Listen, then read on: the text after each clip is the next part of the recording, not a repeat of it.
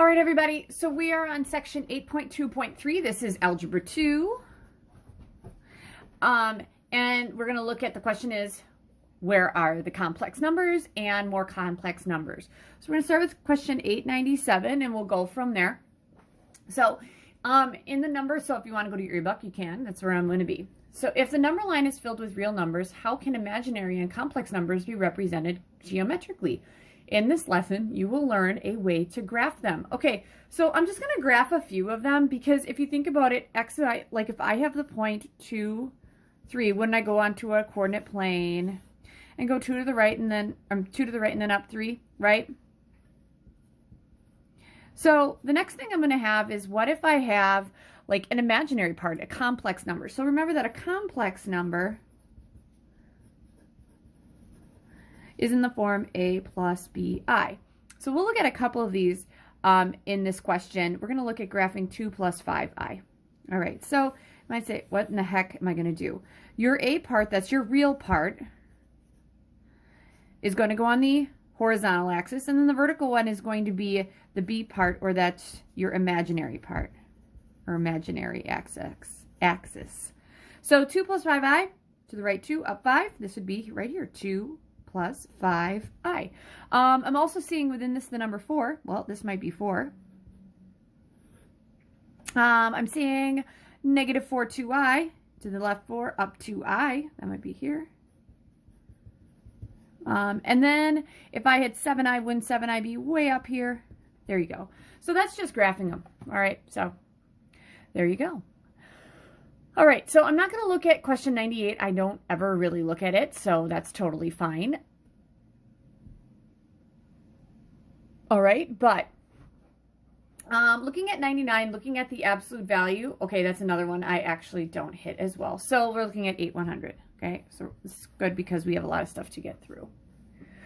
All right, so in question 8-100, based on the following graphs, how many real roots do they have? All right, so for A, how many real roots do I have? We have 2 real roots. All right, because doesn't that hit the x-axis twice? It looks something like that. There we go. Real roots for B. So B is something like this. 3 real roots, right? 1, 2, 3. There we go. All right, so in the next group of questions, I'm going to shift this up and I'm going to work right there, okay? So for C, okay, graphs A and B have been vertically shifted to create graphs C and D, okay? So C looks like it's something like this, and D has been something like this. All right.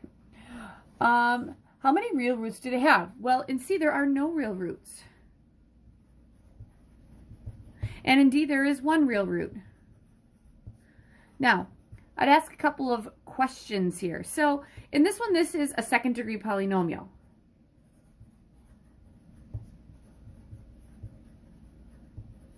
Second degree polynomial is a quadratic, all right? So that would have 2 roots, right? There are no real ones because they don't intersect here. So that would be 2 complex roots. They have an imaginary part in them. This guy has 1 real root. Now, isn't this a third degree polynomial?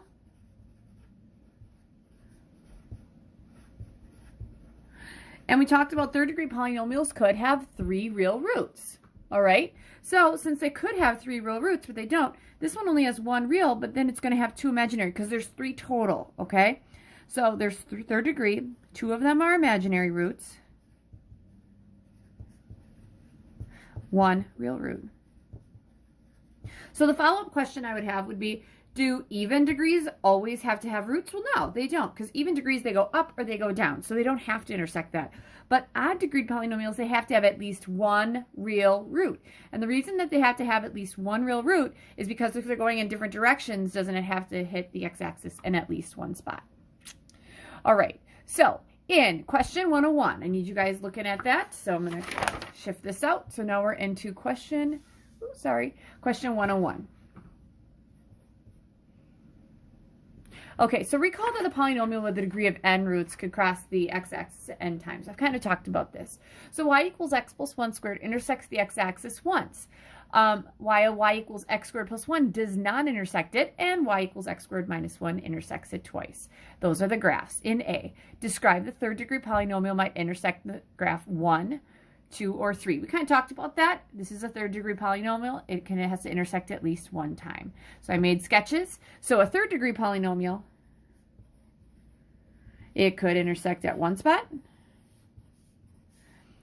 So it could have one real root, two imaginary. It could have, let's see here, going to do something like this. Now it's going to have two real roots. Okay, one of these is a double root, because wouldn't that come from something squared? So that would be 1, 2, 1, 2, 3. Okay, no imaginary. And the last thing we could have, it's that last one, it would go, we could have 1, 2, 3, 3 real roots. 0 imaginary. All right. Can a degree that's third degree polynomial, this is C, or I'm sorry, B, can a third degree polynomial have 0 roots? No, it can't, because it's going in different directions. There's absolutely no way to do that. Okay, question 102. Okay, so for question 102, now consider y equals x cubed minus 3x squared plus 3x minus 2. How many real solutions could they have? Okay, in A, they could have 3 real solutions.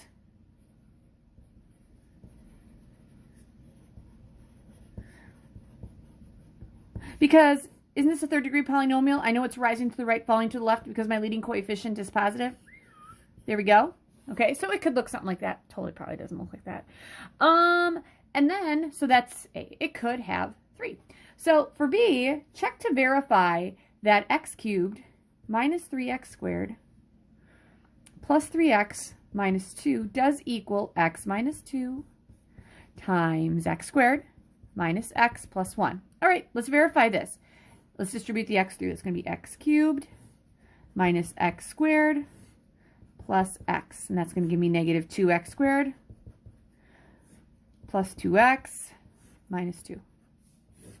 X cubed minus 3x squared plus 3x minus 2. There, that verifies it. Find all the solutions for that. All right, so here we go.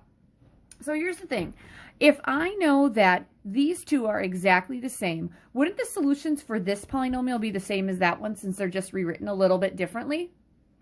All right, so that's what I'm going to look at. I'm going to take this guy and rewrite it as, okay, this is going to be finding all the zeros. This has to equal 0, x minus 2 times x squared minus x plus 1. All right, so can I factor this down anymore? No, because there are no factors of 1 that add or subtract to negative 1. Therefore, we're going to take this factor of x minus 2, that equals 0, and that one of x squared minus x plus 1, that equals 0. Now, I'm hoping that you're noticing, that is a second degree polynomial. Wouldn't that be a parabola? So that could intersect the x-axis in 2 spots, and this is going to give me a add 2, an x-intercept of positive 2. So I'm going to get 1, 2, 3, which makes sense because that was a third degree polynomial.